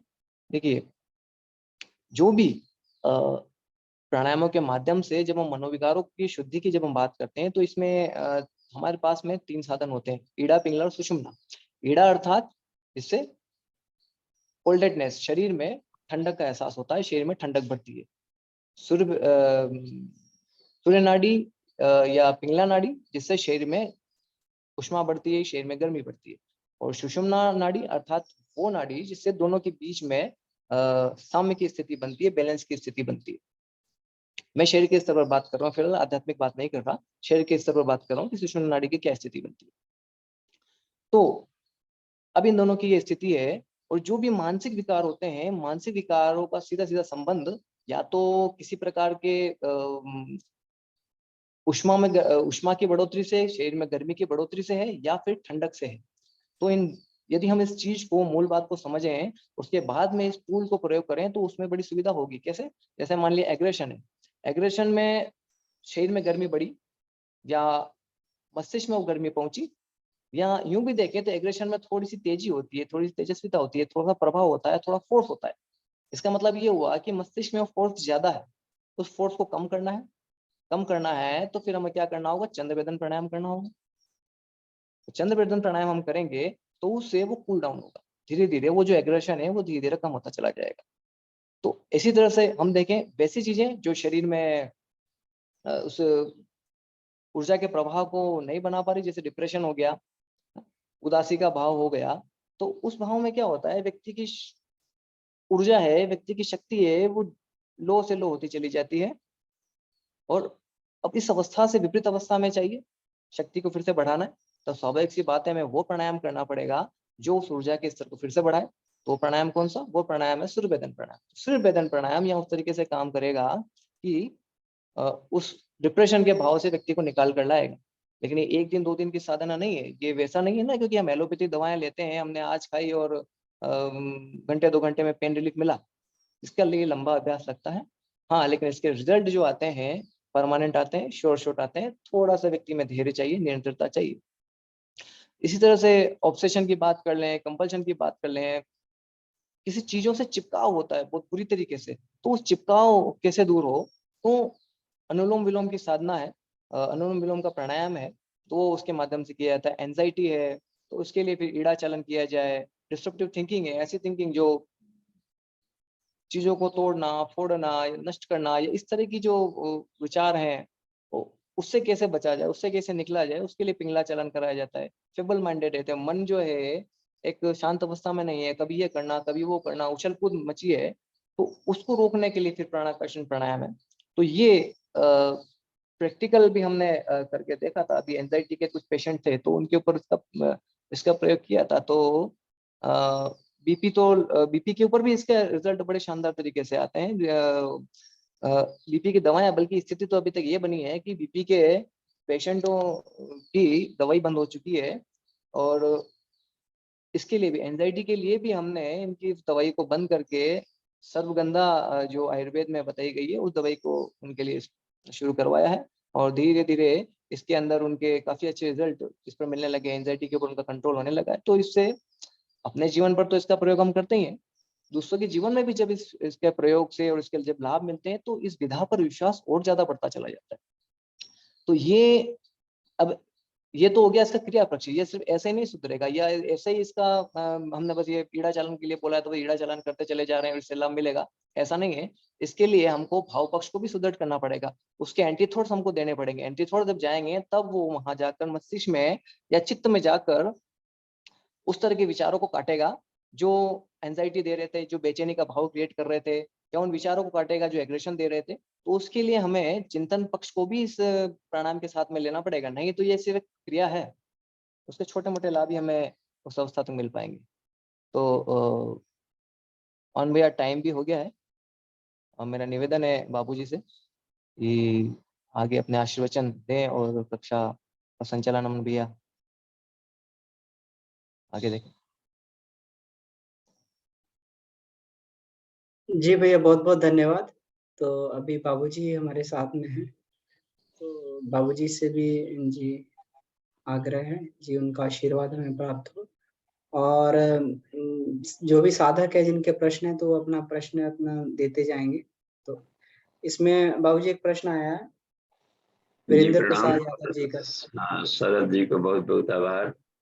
देखिए, शरद जी ने प्रणाम काफी काम किया है एक एक कोर्सों पर, और शिक्षक, एक सफल शिक्षक बनने के लिए खुद का अनुभव होना बहुत जरूरी है, क्योंकि अनुभव ही टीचर है। बस अनुभव को ही टीचर कहते हैं। तो जितना ही अनुभव गेन किया जाएगा प्रयोगों के द्वारा, तो कॉन्सेप्ट क्लियर हो एक बात, और प्रैक्टिकल लंबा किया गया, तो 1 साल के प्रैक्टिकल लंबा करने से उसको लंबा नहीं कहा जाता। हमें 5 साल, 10 साल, 12 साल यदि प्रैक्टिकल कर लेंगे उस विषय का, तो और एक युग बीत जाता है 12 साल का एक ऐसा। तो प्रकृति के नेचर को उठा पटक में अपने को कैसे सरवाइव किया गया, कैसे पार किया गया, उसको कैसे झटके आए, ये है। तो उसके इरर्स फिर नहीं होंगे आपके अनुभव में दूसरों को बताने में। तो अपनी साधना को निरंतर और पकाया जाए और पकाया जाए। तो बहुत धन्यवाद। और ये राजस्थान में अच्छा काम कर रहे हैं ये, और प्रोफेसर लोकेश जी दोनों मिलकर के, डॉक्टर लोकेश से कहा जाए अब, उन्होंने कर लिया, और पंचकोश से उन्होंने डॉक्टरेट किया है। ये हम लोग के लिए पहले से अपने ग्रुप में से मिले टीचर जो कि पंचकोश से ही डॉक्टरेट किया। तो और उनकी यूनिवर्सिटी ने, सांची यूनिवर्सिटी ने उनको मान्यता दी, आनंदमय कोश से उनका विषय रखे थे। तो ऐसे अब ये लोग, तो हम लोग पूरे, अब ये एक अच्छे प्लेटफॉर्म बन रहे हैं इस ग्रुप का। तो अमन जी, प्रश्न पूछा जाए, हम लोग सीधे प्रश्नोत्तरी में उतरते हैं। जी बाबूजी, वीरेंद्र प्रसाद यादव जी का प्रश्न है। बाबूजी प्रणाम। आत्मा प्राणों का स्रोत है, तो बाहर से प्राण लेने की आवश्यकता क्यों पड़ती है? तो इसलिए पड़ती है कि पुरुष सूक्त से इसका उत्तर मिलेगा। पुरुष सूक्त का तीसरा वाला देखिए, उसमें एतावानस्य महिमा तो ज्ञायांश पुरुष, जो भी हम बाहर पसारा देख रहे हैं अनंत ब्रह्मांड का, उसको एतावान कहा है। तो इससे कहीं परब्रह्म श्रेष्ठ है, बड़ा है। तो पादो से विश्वभूता ने, वह उसके एक फेज में अनंत ब्रह्मांड काम कर रहे हैं। त्रिपाद अस्य अमृतम देवी, 3 ईसा तो अमृत में प्रकाश है, विशुद्ध रूप से शांत, और उसमें कोई हलचल नहीं। तो जब केवल आत्मा से हम ले रहे हैं, तो उस अवस्था को ले रहे हैं, तो इसमें होगा कि आत्मिक विकास तो हम कर लेंगे निश्चित है, लेकिन हमें धरती को स्वर्ग बनाना है, तो इसके भीतर में घुसना पड़ता है संसार में। तो इसमें जब घुसा जाएगा तो ये क्रिएटिव ब्रह्म कहलाएगा। तो हमें दोनों तरह की ऊर्जा रखनी पड़ती है, पोटेंशियल और काइनेटिक। प्राण के दोनों रूप होते हैं, शांत अवस्था भी और गत्यात्मक अवस्था भी। तो ब्रह्म जो प्रकृति में घुला हुआ है, नेचर का ब्रह्म, उसको हम लोग एब्जर्व करें, खींचे, फुल बॉडी सिस्टम के लिए लाभ लें। क्योंकि मेडिटेशन की अवस्था में हम देख रहे हैं कि सिर्फ ये शरीर को शांत कर दिए, शिथिल कर दिए, जो कर दिए, तो सब कुछ शिथिल कर दिए बैटरियां, तो अब हम पहुंच गए उधर, तो फिर इस बॉडी का क्या होगा? तो इसलिए हमें कुंडलिनी जागरण का ध्यान करना पड़ता है दोनों, कि सहस्रार्थ एरिया में उधर काम करते रहता है जब हम चले जाते हैं वो चेतन मन में और सुपर चेतन। लेकिन बॉडी सिस्टम वहां पर शून्य हो जाता है, इधर बिल्कुल ही उस नील आकाश में कोई ऑब्जेक्ट नहीं कहीं। तो उस हालत में जब हम ध्यान से इधर लौटेंगे, तो फिर शरीर के दर्द और परेशानी करेंगे। तो एक एक चक्रों को भी जगाना पड़ता है, मूलाधार को। इसलिए कुंडलिनी जागरण मस्ट किया गया है, अखंड आनंद पाना है तो। नहीं तो एकांगी अपनी प्रगति होगी। तो हमें दोनों तरह के ब्रह्म से लाभ लेना है। इसको कहा जाता है सकल ब्रह्म, एक को निष्कल ब्रह्म कहते हैं। तो इसलिए प्रकृति में घुली हुई जो चेतना है ब्रह्म का, वो और स्ट्रांग होता है, क्योंकि शांत स्थिर कक्ष में बैठे रहने वाले मैनेजर से वो फील्ड वर्क जो करने वाला स्टाफ है, भले लेबर हो, वो अधिक अनुभवी होगा वो। तो ये ब्रह्म और शक्तिशाली है। उठा पटक जो प्रकृति के साथ खेल रहा है, इसमें रमण करते हुए लिप्त नहीं है। तालाब से बाहर रह करके हम तैराकी घोषणा कर दें तो गारंटी नहीं कि तालाब में फेंक दिया जाए तो अब डूब रहा है कि नहीं। तो आंख बंद करके ध्यान लगाया और कबीरदास देखिए, खुले नयन से हंस देखो, सुंदर रूप निहारी, नो इरिटेशन, नो उनको कोई भी डिफ्लेक्शन हो रहा है संसार में क्रिएटिव। तो नाचते कूदते हुए संसार में भाग दौड़ करते हुए सारे तन्मात्राओं के बीच में रमण करते हुए निर्लिप्त रह गए, तब जोगी पक गया। बस तन्मात्राओं से दूर रहकर एकांगी अपने आप को योगी होने का दावा नहीं कर सकता हो। इसलिए जनक सबसे बड़े सन्यासी कहलाए। जी धन्यवाद। तो बाबूजी इसमें इस तरीके से इसमें समझा जा सकता है कि जैसे आत्मा तो है अंदर और प्राण का स्रोत भी है, लेकिन आत्मा के संकल्प से ही प्राण का आवागमन हो रहा है अंदर। प्राण एक तत्व अलग है और आत्मा अलग है। हाँ, तो इसको अलग अलग अलग संसार में कुछ भी नहीं है। जी हम अपने कह सकते हैं कि हमारी उंगलियां अलग है, तो अलग कहाँ से है? सब शरीर का हिस्सा है। तो प्राण निकाले भी अपने भीतर से तो आपकी चेतना उसमें घुली रहती है हर जगह, बाहर भी। हम उसको नजरअंदाज मान ली कि हम नजरअंदाज कर दिए, इस संसार से आंख मूंद लिए, तो हम यहाँ पर जीव बन कर रह जाएंगे। हमारे भीतर में जो चेतना है वो संसार में हमेशा घुली हुई है। हमारे आंख मुदने से, एक शुतुरमुर्ग की आंख मुदने से अन्य शुतुरमुर्ग की आंख नहीं मुदा जाएगी। जी। तो अपने भीतर में जो मौलिक चेतना है परब्रह्म का, वो फेज हमेशा जुड़ा, वो कहीं खंड खंड नहीं। उसका नाम ही अखंड ज्योति है। हमने देखा है कि इस ब्रह्मांड में कहीं बीच में गैपिंग नहीं है, यानी दो तत्व ही नहीं कहीं इस यूनिवर्स में। जी बाबूजी जी। तो हाँ, अभेद दर्शनम ज्ञान की हम उस अवस्था में जानी है। जी जी। राम आशीष जी का हैंड रेज है। जी भैया प्रश्न पूछ सकते हैं। जी प्रणाम बाबूजी, प्रणाम। जी प्रणाम। बाबूजी इस बार जब से सत्र से आए हैं, शरीर तो बहुत आराम से रहती, कोई दिक्कत नहीं है, लेकिन केवल एक प्रॉब्लम होती है, जैसे कमजोरी सी महसूस होती है, चक्कर आता है और बीपी लो हो जाता है। और डॉक्टरों को दिखाने पर कहते हैं कि आप थोड़ा अपना शुगर चेक कराइए, जबकि योगा करने वालों को शुगर उगर हो ही नहीं सकता। तो इसमें ये देखना होगा, ठीक है, तो गलाई कहीं अधिक तो नहीं हो गई। गलाई और ढलाई दोनों क्रम चलता है प्राण प्रत्यावर्तन प्रक्रिया में।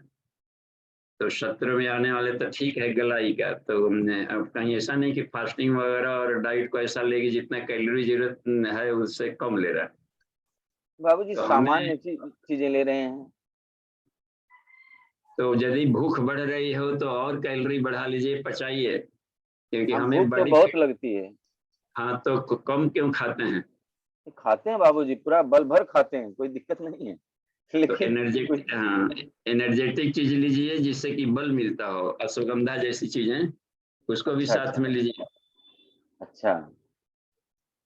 अच्छा, और जो चक्कर आता है तो अपना नहीं, हाई बीपी में भी चक्कर आता है। हमारे साथ में जो बैठे हैं, तो हाई बीपी में भी चक्कर आता है, ग्लूकोज की कमी से भी चक्कर आएगा। और साथ में लोकेश जी दिखने लगे हैं, तो आप लोकेश जी स्क्रीन पर आइए। नमस्कार जी। देखिए 50-50 करिए स्क्रीन में। जी, साधना के प्रभाव पड़ रहे हैं। इस तरीके के प्रभाव जब परिपक्व हो जाता है व्यक्ति, तब उसको डायबिटीज नहीं होगा।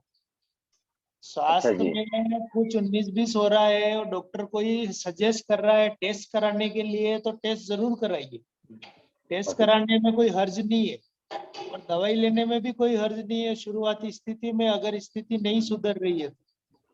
जी और साधना में आवश्यक नहीं है कि उपवास के नाम पे एक ही तरीके का उपवास किया जाए। जैसा जी। सिखाया गया कि भाई पानी पे ही उपवास होगा या फल फ्रूट पे ही होगा, बाद में नहीं हो रहा है तो पाचक उपवास कीजिए, पहले शरीर शोधन हो जाएगा, थोड़ा प्राणमय कोश मजबूत हो जाएगा तो फिर आगे बढ़ जाएगा। जीवन की जर्नी बहुत लंबी है, अभी जी भैया, कमजोरी नहीं है। ऐसा कोई उपवास नहीं करते हैं कि जिससे दिक्कत हो। सामान्य तरीके से मूंग की दाल यूज करते हैं, रोटी, हल्की सब्जियां ले लेते हैं, चावल वाल बहुत नाम मात्रा का लेते हैं, बस और कुछ ऐसा कुछ नहीं, भाई देखिए कोई सामान्य रोग है भोजन तो लेते हैं। देखिए कोई रोग है तो रोग का हेतु है। जी। कोई शरीर में कोई लक्षण दिखाई दे रहे हैं तो केवल लक्षण एक अकेला मत देखिए, वो लक्षण के पीछे की पूरी एक बड़ी फिजियोलॉजी उसमें उसके पीछे काम कर रही है। जी। तो उसके कारण में अपन को उतरना पड़ेगा, या देखना पड़ेगा कि आहार में कुछ गड़बड़ियां है क्या, विहार में कुछ गड़बड़ियां है क्या। तो इसलिए डॉक्टर कह रहा है तो शुगर टेस्ट कराने में कोई दिक्कत नहीं है, आप दोनों शुगर टेस्ट करा लीजिए, हो सकता, करा हाँ लीजिए, इसमें रेंडमली करा लीजिए। भी, हाँ लोकेश जी, हो सकता है कि मान लीजिए रोटी ही ले रहे थे, रोटी भी तो कार्बोहाइड्रेट है, रोटी चावल है, तो कार्बोहाइड्रेट को 100% बंद किया जा सकता है और प्रोटीन से अपने ऊर्जा को लिया जा सकता है। जी जी। तो और फिर जैसे कीटोन हमको रोटी चावल में तो खाए हुए बरसों हो गए, रोटी चावल खाए हुए 10 वर्ष से भी अधिक हो गए, तो उसमें हमको कोई दिक्कत नहीं पड़ती, क्योंकि हमने प्रोटीन को ब्रेक करके एनर्जी में बदल लेते हैं। तो मूंग के दाल और सारी सब्जियां उसमें डाल करके लेते हैं और घूम घूम रहते हैं, कोई दिक्कत नहीं है, एनर्जी से लबालब भरे रहते हैं, तो शुगर शून्य होते भी चक्कर नहीं आते। तो वैसी स्थिति में पानी और योगाभ्यास ये दोनों से उसका काट दिया आपने। तो वो यहाँ तो फिर ऐसा हो रहा है कि आपके इधर तो कार्बोहाइड्रेट आप नहीं ले रहे हैं और इधर साधना या उस तरह के योगाभ्यास भी नहीं कर रहे हैं, तो बॉडी को किधर से तो बैलेंस करना पड़ेगा, या तो आहार से करो या योगाभ्यास से करो। जी। हाँ, तो जैसे ही इसमें ये देखिएगा महामुद्रा में कि आप मणिपुर चक्र आप यदि जगा लेते हैं, यानी चक्रों को जागरण, तो यूनिवर्स से डायरेक्ट ऑटोमेटिक सिस्टम से भी खींचना शुरू करता है।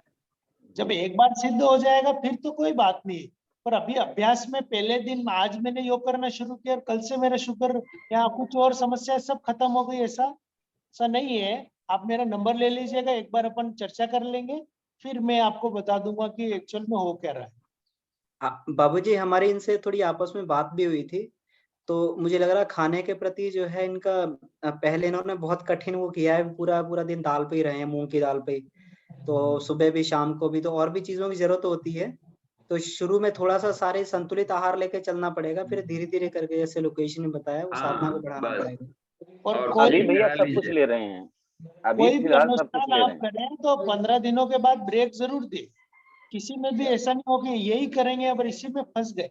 आप 15 दिन करना चाहते हैं, 15 दिन दाल पे किया, फिर नॉर्मल भोजन पे आ जाए, फिर वापस चले जाए, फिर प्रवृत्ति भी बदले। एक बार मूंग दाल पे हो गया तब अस्वाद पे अनुभव ले, फिर पंचगव्य पे अनुभव ले, फिर चंद्रायन का अनुभव ले। अनुभवों की कोई कमी नहीं है, आप लगातार बदलते रहिए साधना का पैटर्न।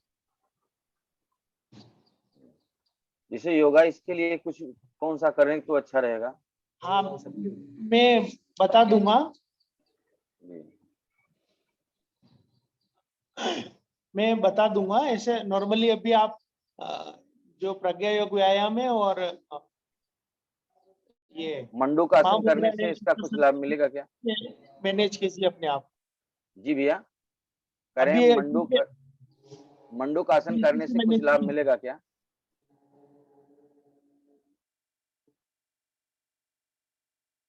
जी मंडूक भैया, आवाज। आसन, लोकेश जी मंडूक आसन के बारे में जानना चाहते हैं।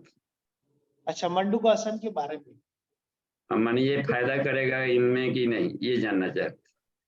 अब एक आसन किसी में भी फायदा नहीं करेगा। नहीं, सब तो करते हैं, पैकेज जो बताया गया है उसको करते हैं। नहीं है इसमें, जैसे डायबिटीज में 2-4 आसन आगे झुकने वाले बहुत काम करते हैं। अर्धमत्स्येंद्र आसन हो गया, मंडूक आसन हो गया, या और दूसरे आसन में जैसे पश्चिमोत्तानासन हो गया। पर अपन को ये यहाँ तक सीमित नहीं रहना है कि केवल ये 3 आसन कर लेंगे तो हमारा डायबिटीज ठीक हो जाएगा। अगर पुरानी कोई हिस्ट्री है तो आप प्रॉपर वे में एक बार व्यवस्थित तरीके से चीजों को देख ले। फिर इसमें क्या है कि हाइपोग्लाइसेमिक कोमा हो जाएगा तो दिक्कत आएगी।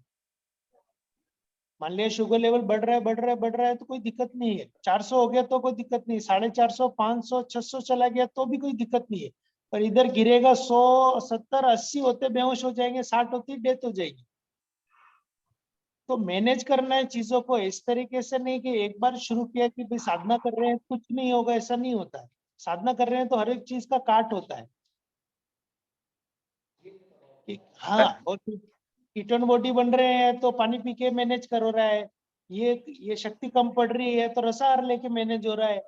तो कोई चीज ऐसी है जो मैनेज नहीं हो पा रही है। जी, इसके लिए पहले हम चेक करवा लें सबसे पहले। उपवास कर रहे हैं, श्रम ज्यादा है तो भी उपवास फायदा नहीं दे।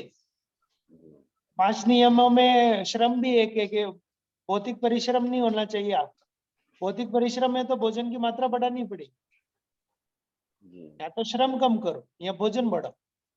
भोजन नहीं बढ़ाना चाहते तो श्रम कम करना पड़ेगा। अब श्रम भी भरपूर है, भोजन कुछ भी नहीं है, तो शरीर अपनी लक्षण देगा। इसके लिए पहले भैया थोड़ा सा वो टेस्ट करवा लें, फिर आगे जैसा होगा राय लेते हैं। कोई अर्ज नहीं है, टेस्ट करा के वो पकड़ नहीं रहा है, अपन को पता चल जाएगा क्या हो रहा है। नहीं हो रहा है तो दूसरा देखेंगे। चक्कर आ रहे हैं तो लो बीपी है, लो बीपी होगा तो लो बीपी का अलग देखेंगे। आप बीपी शुगर की फिलहाल रिपोर्ट तो लो बीपी ही दिखाई रहा है, अभी कमजोरी ही देख रहा है। लो बीपी है तो पेठे का जूस लीजिए आप, कुछ इस तरीके की चीजें लीजिए जिनमें प्राकृतिक नमक होता है। पालक का जूस लीजिए आप। अच्छा अच्छा, हाँ, शीर्षासन कीजिए, बीपी फिर हो जाएगा। भस्त्रिका कीजिए, सूर्य वेदन कीजिए। पांडे जी आप सिंधा नमक लिया करिए, उसमें वो बहुत उसमें दिक्कत नहीं आएगी और खूब बढ़िया रहेगा, हमेशा सालों भर ले सकते हैं। उससे बीपी लो नहीं ना होगा बाबूजी? नहीं, बीपी लो नहीं होगा। और भी आप जैसे मिनरल साल्ट से खजूर वगैरह डेट वगैरह ये सब भी लिया करिए इसमें, तो वो बढ़ा देता है अन्य तरीके से। तो इसमें है पालक वगैरह, इससे हुआ पियर्स वगैरह, नाशपाती, और इसमें काफी मिनरल साल्ट्स होते हैं, अमरूद वगैरह ये सब जो अपने खीरा ककड़ी ललमी सब में घुला हुआ है खूब। तो सीजनल चीज खूब खाइए, बम बम रहिए, और मान कर चलिए कि डायबिटीज हुआ है तो बॉडी को ना हुआ है जी, आत्मा को क्या हुआ है, थोड़ा सा हिम्मत ही बनी है। जी। तो अपने को बॉडी मान करके निराश मत रहिए हमेशा, और डॉक्टर के सलाह से चलिए। बेचारे लोग पढ़े लिखे होते हैं काहे के लिए, जब सलाह ही न ले कोई। बाबूजी जैसे जो ठंडे फल होते हैं वो थोड़ा सा दिक्कत कर देते हैं, और साइनस का प्रॉब्लम चलिए करने अगला लगते हैं। प्रश्न देखते हैं, इनका नंबर ले लीजिएगा लोकेश जी का और बातचीत करेंगे। जी धन्यवाद। आगे देखते हैं, नितिन जी का हैंड रेज है। जी बाबूजी प्रणाम। जी प्रणाम। बाबूजी अब अभी जैसे कि एक प्रश्न आया था जो आत्मा से संबंधित था। तो जैसे आपने बताया कि प्राण की जैसे 2 अवस्थाएं हैं, एक तो जो है पोटेंशियल एनर्जी के रूप में और काइनेटिक एनर्जी के रूप में। तो जब एक परिस्थिति जैसे साधक की ऐसी आती है कि जब वो ध्यान में गहरे जाते हैं तो हम कहते हैं कि मन शांत, वासना शांत, और हमारा जो है पूरी तरह हम शांत हो जाते हैं। तो उस अवस्था में भी जो है कुछ तो जो है गतिशील अवश्य रहता है, कि जो गतिशील जो रहता है जिसके कारण से जो है हमें एक आनंद की प्राप्ति होती है, एक ऊर्जा मिलती है हमें। तो उस अवस्था में जो है, समाधि की अवस्था में जो है गति जो है वो कहाँ पर रहती है, मतलब क्या गतिशील रहता है उस समय? देखिए, वो गतिशीलता सार्वभौमता के रूप में आ जाती है। जो सर्वव्यापी हो गया, उससे तालबद्ध हो गया, तादात्म्य कर लिया, उसको कहाँ दौड़ना। तो बिना दौड़ते हुए दौड़ता है वो, क्योंकि हर जगह है, कोई स्पेस ही नहीं बचा है दौड़ने को। तो उसको स्मरण मात्र से हर जगह है वो साक्षी चेतन हो गया ना बिल्कुल। और तो आए टेकला अनंत ब्रह्मांड उसके सामने एक बिल्कुल सरसों की तरह। तो इस तरीके से वो चिदाकाश के माध्यम से इसलिए कहता है कि बिनु पग चले सुनाई बिनु काना। इसका मतलब है कि तादात्म्य स्थापित कर लिया है और कहीं नहीं जाते हुए हर जगह है वो। तो उसकी चेतना हर जगह घुल जाती है, वो समाधि की अवस्था है। जी, तो बाबूजी उस समय जो ऊर्जा जो मिलती है, एक अच्छा अनुभव होता है, तो ऊर्जा का जो स्रोत है वो कहाँ से होता है? वो खुद ही ऊर्जावान है, उसको अलग से ऊर्जा की बैसाखी की जरूरत नहीं है। वो ऊर्जा है ही है, उसको चित कह देता है ऊर्जा को, चिद रूपणी महामाया।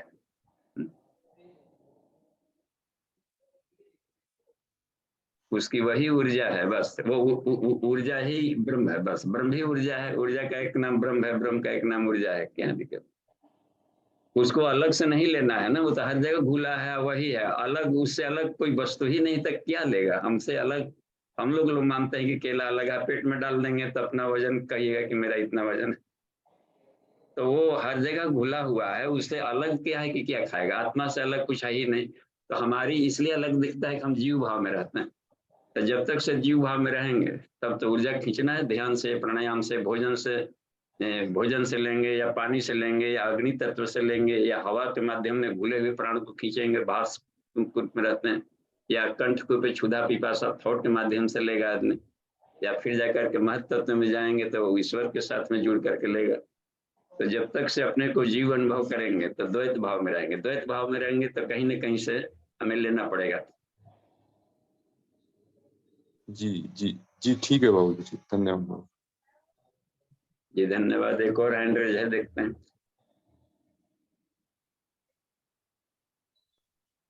हरिशंकर जी, हरिओम जी का। हाँ बाबूजी प्रणाम। जी प्रणाम। बाबूजी फैटी लीवर के लिए कौन सी एक्सरसाइज किया जाए? हाँ, तो इसके लिए दो योगी हैं, देखिए, एमएससी इन योगा साइंस। तो लोकेश जी स्क्रीन पर हैं। फैटी वालों के लिए बताइए। फैटनेस अलग चीज है, फिटनेस अलग चीज है। हाँ, इसमें फैटी लीवर में आजकल एक non alcoholic fatty liver disease भी होता है, जिसमें पेट पे चर्बी जमा हो गई। तो पेट पे चर्बी जमा होने के बाद वो धीरे धीरे लीवर के फंक्शन में प्रॉब्लम देने देता है, तब वो फैटी लीवर। तो शुरुआत में आप उपवास चिकित्सा में अगर अपन पंचकोशों की दृष्टि से देखें तो शुरू में उपवास बहुत लाभदायक। धीरे धीरे मैंने उपवासों पे कमांड लाइए, क्योंकि एक्सरसाइज करने से आप 1 घंटा योग अभ्यास कर रहे हैं और 5-7 काजू कतली आपने खा ली, 2-4 मिठाई खा ली, एक पीस, तो बस हो गया आपका 1 घंटे का पूरा बराबर जी। तो आप ये सोच रहे हैं कि 1 घंटा अभ्यास करेंगे तो कुछ हो जाएगा, नहीं होगा। तो ऐसी स्थिति में भोजन बहुत गहरी चीज है। आप 5 घंटा कंप्यूटर देख रहे हैं, उससे आंखों को जितना नुकसान नहीं हो रहा है, उतना नुकसान अगर आपने कोई चीज खाई 50 ग्राम या 100 ग्राम, वो कर देगी जी। तो आहार शुद्धि पहला उपाय। और अगर पेट नहीं है और फिर हो रहा है तो फिर अपन को जो कटु पदार्थ है, जिसमें चिरायता आता है, बूनीम आता है, लीव 52 की एक टेबलेट भी आती है, शुरू में आप वो भी ले सकते हैं जी। और ग्रेड देखना पड़ेगा कि 2nd ग्रेड है, 1st ग्रेड है या 3rd ग्रेड है, और लीवर का कौन कौन से पार्ट इन्फेक्टेड है। तो उसमें ये एक तो ये उपाय।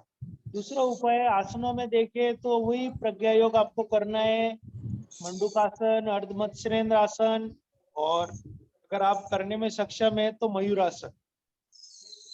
शरीर में लीवर पे लोड कम दीजिए, फैट बिल्कुल बंद कर दीजिए। फैट बिल्कुल बंद करने का मतलब है आप तेल वाली चीजें लीजिए ही मत, उबली हुई सब्जियां और ये लेंगे तो लीवर पे लोड नहीं आएगा। तो फैटी लीवर होते हुए भी आप स्वस्थ रहेंगे, आपको कोई समस्या नहीं आएगी, कोई लक्षण, कोई परेशानी, कोई स्लजिशनेस आपकी बॉडी में नहीं दिखाई देगी जी। तो आप इनमें से कुछ भी शुरू कर सकते हैं। चिरायता शुरू करें, सबसे बढ़िया है। अगर चिरायता नहीं मिल रहा है तो आप नीम के काढ़े से शुरू कीजिए अपने आप को। ज्यादा दिन नहीं पीना है, कुछ दिन आप पियेंगे, अभी पी सकते हैं, गर्मियों में शीतल रहता है, कोई ज्यादा दिक्कत नहीं देगा। फिर अच्छा, कितनी मात्रा में नीम का काढ़ा लिया जाए? नीम का काढ़े की नीम की छाल लीजिए आप, जैसे सप्ताह में 2 दिन पीना है आपको, रेगुलर नहीं पीना है, खाली पेट पीना है।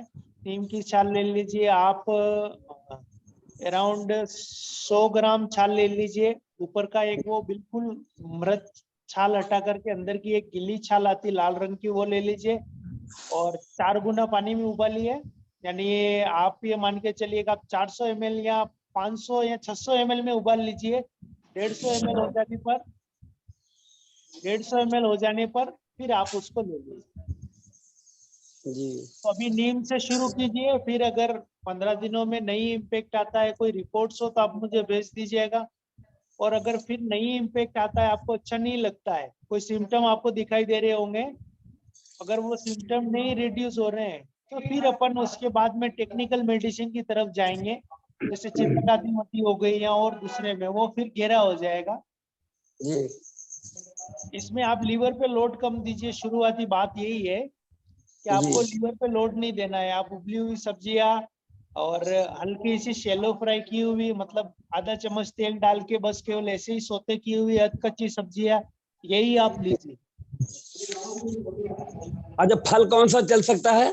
सारे फल चलेंगे, जी बस तेल या घी या दूध में, दूध लेना है तो दूध में से मलाई निकाल करके फिर लीजिए, और वो जी। भी बहुत कम मात्रा में। ये लोकेश जी अपना नंबर दे दीजिए सर। हाँ, मैं अभी शेयर कर दूंगा आपको, जी या जी, अमन ग्रुप जी को में, मिल जाएगा। हाँ, ग्रुप में भी शेयर कर देंगे या हम दे देंगे? हाँ, अमन जी जी जी। से। जी, जी, मैं दे दूंगा। और ये जो सूर्य जो है प्राणायाम में आपने कहा कि अभी क्लास में बता रहे थे कि जो क्लास है, सांस लेते समय भावना की जाए, सांस छोड़ते समय भावना, और रोकते समय भी भावना क्या करना, कैसे?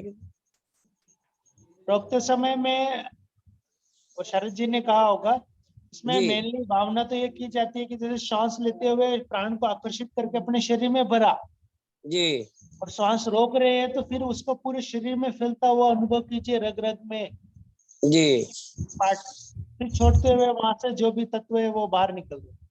जी जी जी जी जी। बहुत धन्यवाद। बाबूजी को प्रणाम, सभी साथियों को प्रणाम। जी, धन्यवाद। अगला प्रश्न। हाँ, ईश्वरधारी जी का है, ईश्वरधारी कुमार। वेट बढ़ने के लिए कौन सा योगासन एंड किस तरह के भोजन किया जाए? ईश्वरधारी। बहुत अपन इसका उल्टा आ गया। ठीक है, दोनों मरीज एक दूसरे से कांटेक्ट में। ठीक है, बताइए इनको वजन बढ़ाना है। देखिए, वेट अगर नहीं बढ़ रहा है तो सबसे पहले कुछ चीजों में हमें दिनचर्या में बदलाव करने पड़ेंगे। उसमें पहला बदलाव ये करना पड़ेगा कि आपका शरीर बिल्कुल अगर पतला है तो आपको नियमित मालिश करनी है। गुरु आहार लेकर के वजन बढ़ाना अच्छी बात नहीं है, उससे शरीर में समस्याएं होती है। कोई आइडियल वेट कुछ नहीं होता, जहाँ पे आपको अच्छा लगने लगे, आपको बढ़िया लगे, आपको स्वस्थ फील हो, तो आइडियल वेट है। आप पतले हैं या मोटे हैं उससे कोई फर्क नहीं पड़ता। ठीक है, एक पहली बात, हमें वेट का मिसकॉन्सेप्शन हमें दूर करना है कि वेट कोई, जैसे एलोपैथी डॉक्टर कहते थे 60 से 70 के बीच में होना चाहिए, कोई आवश्यकता नहीं है। 80 किलो वेट से भी कोई फर्क नहीं पड़ता, 90 भी है तो कोई दिक्कत नहीं। पर जिस दिन से आपको समस्याएं होने लगी, जिस दिन से आपको घुटने में दर्द, कमर में दर्द, छाती में दर्द होने लगा, तब आप ये मान के चलिए कि आपको समस्याएं शुरू हो रही है। तब हमें वेट को कंसीडर करना है। आप स्वस्थ अनुभव कर रहे हैं, कोई दिक्कत नहीं, आपको वेट बढ़ाने की कोई आवश्यकता नहीं। इसमें दो बातें ध्यान रखना है। पहली चीज है कि आप मालिश नियमित कीजिए। अगर वातज प्रकृति के लोगों का वेट आसानी से बढ़ता नहीं है, जेनेटिक अगर आप है तो बढ़ता नहीं है, इसलिए बढ़ाने की आवश्यकता नहीं। बढ़ जाए तो बढ़िया, नहीं बढ़े तो भी कोई दिक्कत नहीं। दूसरी चीज है, कृमि रोगों में वेट नहीं बढ़ता है। तो वाइविडिंग एक चूर्ण आता है, एक सिंगल जड़ी बूटी आती है वाइविडिंग, आप उसको ले सकते हैं आराम से। कोई टेस्ट कड़वा वड़वा नहीं होता है, आराम से अच्छे से ले सकते हैं आप। तो आप वाइविडिंग लीजिए 1 सप्ताह लगातार, 3-3, 4-4, 5-5 दाने वाइविडिंग। तो उससे कृमि अगर होंगे तो खत्म हो जाएंगे। तो कृमि जब खत्म हो जाएंगे तब आपके लिए पाचन क्षमता अच्छी होनी चाहिए। तब फिर क्या कीजिए, धीरे धीरे आहार बढ़ाइए आप अपनी। और पाचन में भूख लगे उतना ही खाइए, ज्यादा मत लीजिए। फिर योगाभ्यास करेंगे तो जितना शरीर को आवश्यक होगा उतना वो लेता रहे। योगाभ्यास बिल्कुल साधारण है, बिल्कुल कॉमन है, उसमें कोई स्पेसिफिक योग करने से वजन बढ़ता है ऐसी कोई बात नहीं है। सारे अभ्यास संतुलन की ओर लेके आते हैं शरीर को। ज्यादा है तो कम करेंगे, कम है तो बढ़ाएंगे। मैंने अपना वजन करीबन 20 किलो गेन किया है। 20 के आप 25 किलो गेन किया होगा एमएससी करने के बाद। तो पाचन क्षमता अच्छी है तो धीरे धीरे आप खाना शुरू कीजिए। अगर पाचन क्षमता अच्छी नहीं है तो कम खाइए, लाइट डाइट लीजिए, कोई दिक्कत। पतले भी हैं तो कोई दिक्कत नहीं। फिर ऐसे तेल नहीं दे सकते आप तो बॉडी में मालिश के थ्रू तेल दीजिए, उससे सॉफ्टनेस बनी रहेगी। जो कम वजन के साइड इफेक्ट आते हैं वो उससे मिटिगेट हो जाते हैं।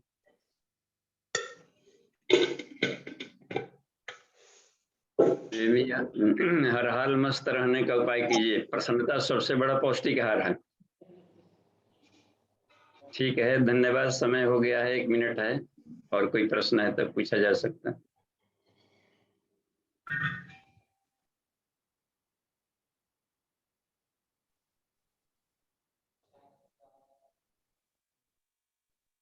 बाबूजी की एक बहुत प्यारी विधा है जो सारे लोग मिस कर रहे हैं, सारे आध्यात्मिक लोग, वो ये है कि आप स्वास्थ्य को पहला टारगेट बनाइए। आध्यात्मिक उन्नति को टारगेट बनाना है, ठीक है, वो सब सही है, पर स्वास्थ्य को अभी आप पहला टारगेट बनाइए कि आप इस स्थिति में आ जाए कि आपको किसी बैसाखी की जरूरत नहीं पड़े, चाहे वो दवाई की हो, चाहे वो किसी और चीज की हो। और थोड़ा शरीर को आप सुनना शुरू कीजिए कि शरीर क्या कह रहा है, शरीर क्या सिग्नल दे रहा है। अगर इतना आपने कर लिया तो आप आध्यात्मिक जंग में भी, आध्यात्मिक युद्ध में भी आप आधे से ऊपर जीत चुके। क्योंकि स्वस्थ शरीर जिसका नहीं होगा उसका स्वस्थ मन होना बहुत मुश्किल काम। उसका उल्टा भी सच है, पर इधर से भी सच है। तो इसलिए क्या है कि बाबू जी का मार्गदर्शन पंचकोशी साधना में बहुत महत्वपूर्ण है। और ये इस तरीके का एक होलसेल कंबाइंड पैकेज है जो आपको स्वस्थ आराम से रख सकता है। और बड़े से बड़े व्यक्ति जो आध्यात्मिक ज्ञान देते हैं, अगर वो स्वस्थ नहीं है तो कहीं ना कहीं उन्होंने जीवन में कुछ चीजों के बारे में अति की है। तो वो अति से हमें बचना है, हमें जीवन में एक संतुलन स्थापित करना है। तो शुरू में आप स्वास्थ्य को टारगेट कीजिए। 5 महीने अगर आप नए हैं अभी, तो 5 महीना, 6 महीने, 1 साल आप इस स्वास्थ्य पे ही पूरा फोकस कीजिए। जब स्वास्थ्य हल्का सा बिल्कुल बैलेंस स्थिति में आ जाए, हल्का फुल्का तो हमेशा ही रहेगा, शरीरम व्याधि मंदिरम, तो थोड़े बहुत चलते रहेंगे 19-20 पर। एक ठीक ठीक स्थिति में आ गया, फिर आपकी गति बहुत फास्ट हो जाएगी। पहले श्वास को टारगेट करके उसको खत्म कीजिए। तो भैया अभी समय हो गया है, तो आप शांति पाठ अपनी तरफ से कृपया कर दीजिए। एक बार रीढ़ की हड्डी गर्दन से सीधा करें, एक बार गहरी लंबी सांस लें, छोड़ें, एक बार ओम दोहराएंगे, 3 बार शांति दोहराएंगे। हमें जो आज ज्ञान मिला है वो हमारे शरीर के भीतर स्थिर हो, ऐसी हम भावना करते हैं, हमारे मन में स्थिर हो, हम उसका उपयोग कर पाए जीवन में।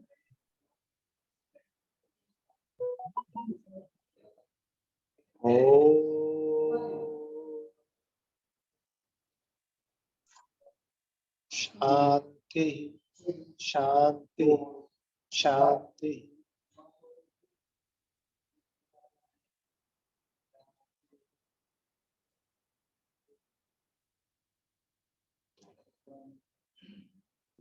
बहुत बहुत धन्यवाद भैया आपके मार्गदर्शन के लिए, और इसी तरीके से हमें आगे भी आपका मिलता रहेगा मार्गदर्शन आगे की क्लासेस में। बाबूजी को बहुत बहुत धन्यवाद, शरद जी को धन्यवाद जी।